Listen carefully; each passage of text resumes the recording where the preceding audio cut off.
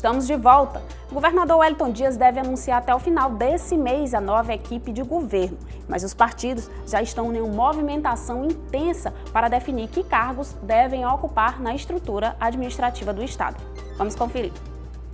O anúncio sobre as primeiras definições da composição do novo secretariado do governador Wellington Dias deve ser feito na próxima semana.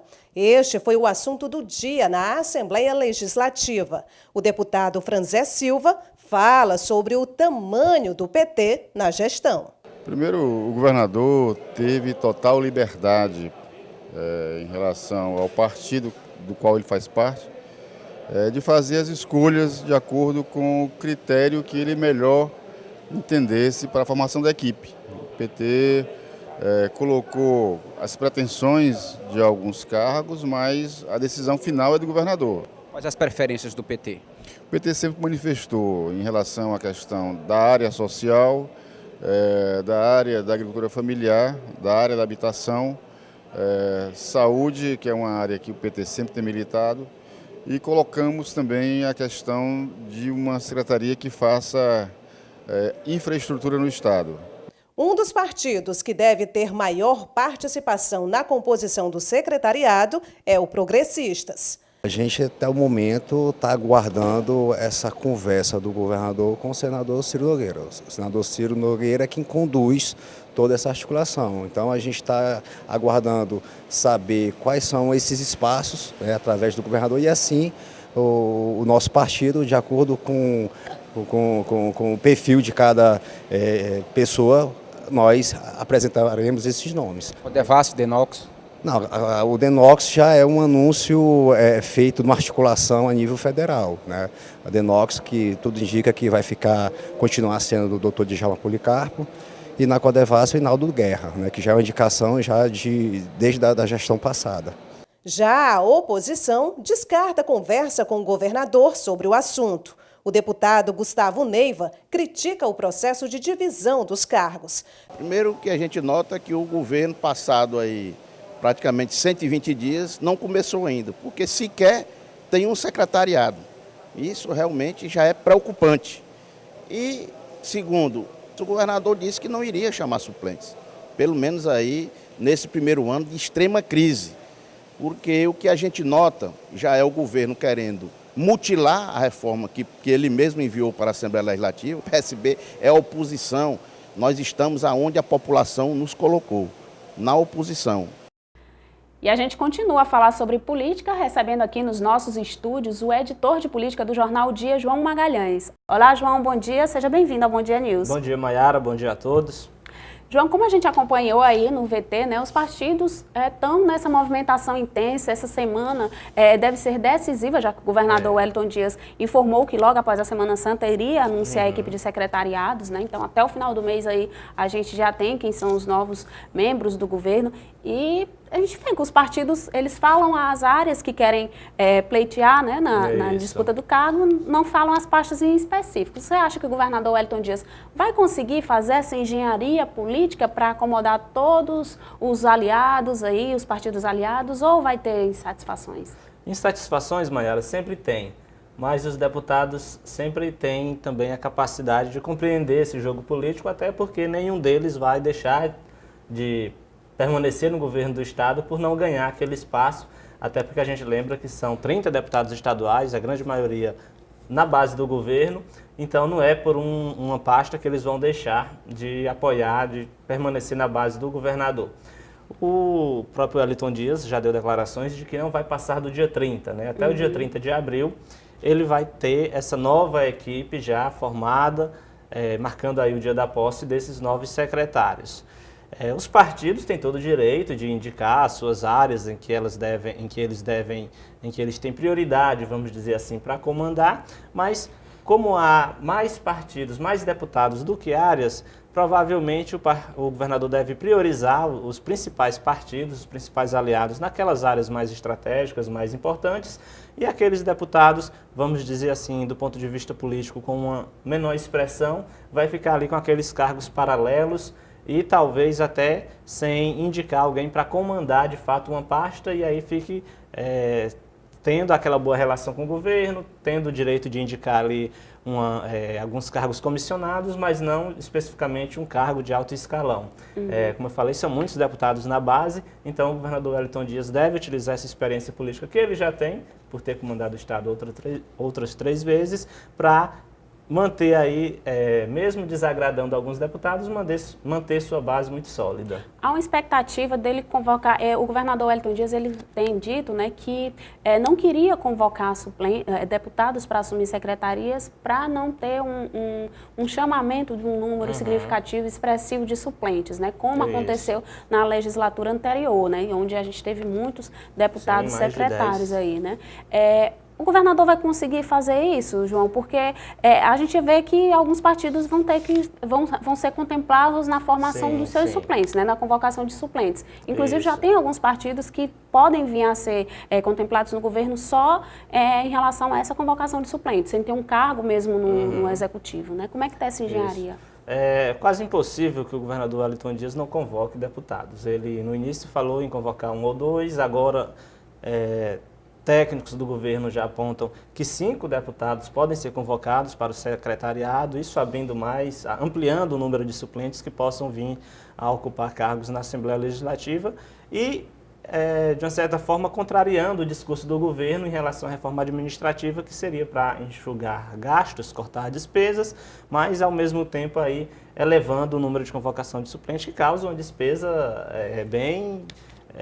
um nível bem alto de despesas para o governo do Estado. Acredito que o governador Wellington Dias, pelo menos nesse primeiro ano, não convoque um grande número de suplentes. Mas a história política dele, o jeito político dele, sempre mostra que, à medida em que a economia for retomando, que o governo do Estado vá conseguindo se manter ali no equilíbrio, é uma questão natural que ele convoque cada vez mais suplentes. Eu acredito que nesse primeiro momento tudo leva a crer que 4 ou 5 deputados sejam convocados. E aí abrindo vaga para os partidos, principalmente para o PT, Partido dos Trabalhadores, e o Progressistas, que são ali os primeiros da linha de suplência. São 2 partidos aliados, inclusive um do próprio governador, portanto, vai ter muita pressão para o governador convocar esses líderes políticos. Ele já está sendo pressionado, né, pelo Partido dos Trabalhadores. Na sequência tem, além do Bessar, que já está lá, tem o Ziza Carvalho, tem o Varton, que é de Altos, tem o Magalhães, ou seja, são lideranças políticas muito expressivas na história do Partido dos Trabalhadores.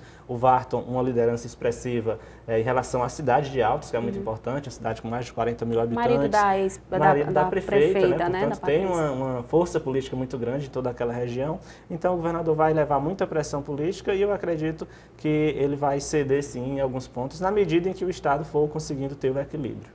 Certo. E, João, quem está percorrendo muito a Assembleia, apesar de não ser mais deputado, é o ex-deputado Robert Rios, né?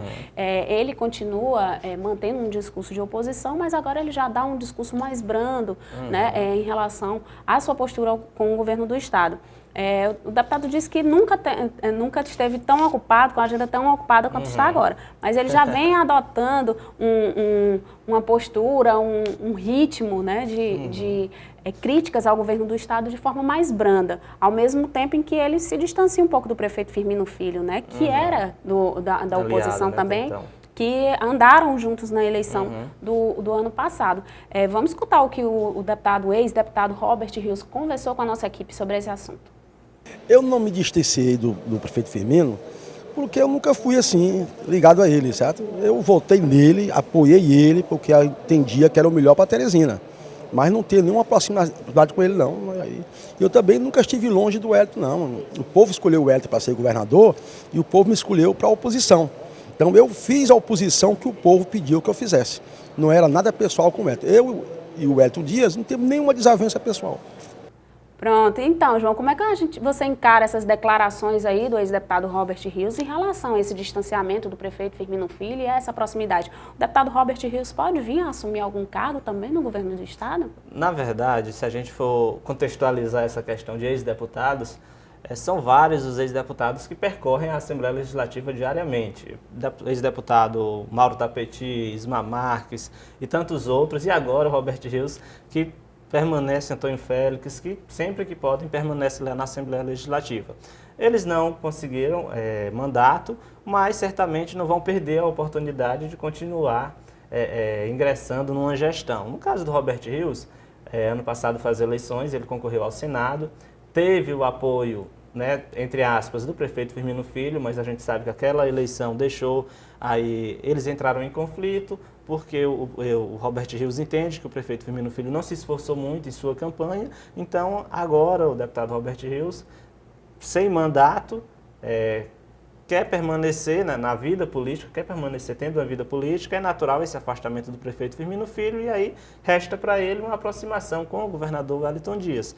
Ele pode até dizer que nunca foi um adversário ferrenho do governador, mas a gente que cobriu a agenda política do Estado, a gente sabe que ele foi sim, na última legislatura, ele foi o líder da oposição, o principal crítico do Wellington Dias lá na Assembleia Legislativa, mas agora, diante desse cenário, eu não tenho dúvidas que ele não perderia uma oportunidade, vamos dizer assim, de continuar próximo ao poder. Se não no governo do Estado, mas de repente, tendo boas ligações com o presidente da Assembleia Legislativa, Temístocles Filho, o certo é que são vários os ex-deputados que perdem o mandato, mas não deixam, não largam ali, né, daquela relação política que eles têm. Inclusive, ele até falou, ele comentou, a gente não soltou aqui na Sonora, mas ele falou também sobre uma possibilidade de uma candidatura, sim, né, nas eleições do próximo ano, e não descartou nem mesmo a possibilidade de vir a ser candidato a vereador, né, quem sabe até fazendo pode ser prefeitura, como ele falou, pode ser prefeitura ou também a própria Câmara, uma vaga na Câmara, né, vai depender do cenário político que ele diz isso, né, que depende, até porque ele está sem partido, né? Ele deixou o partido e agora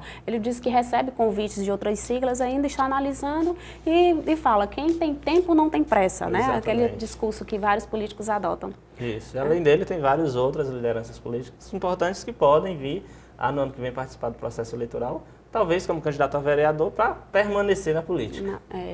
Para quem não é visto, não é lembrado, né? É verdade. Então, a população cobra depois a presença desses parlamentares. João, a gente agradece a sua participação aqui com a gente no Bom Dia News de novo. A gente estava com saudade desse bate-papo. Tá certo, eu que agradeço sempre. Obrigada. E o Bom Dia News de hoje vai ficando por aqui. Mais informações em tempo real você confere no portal dia.com.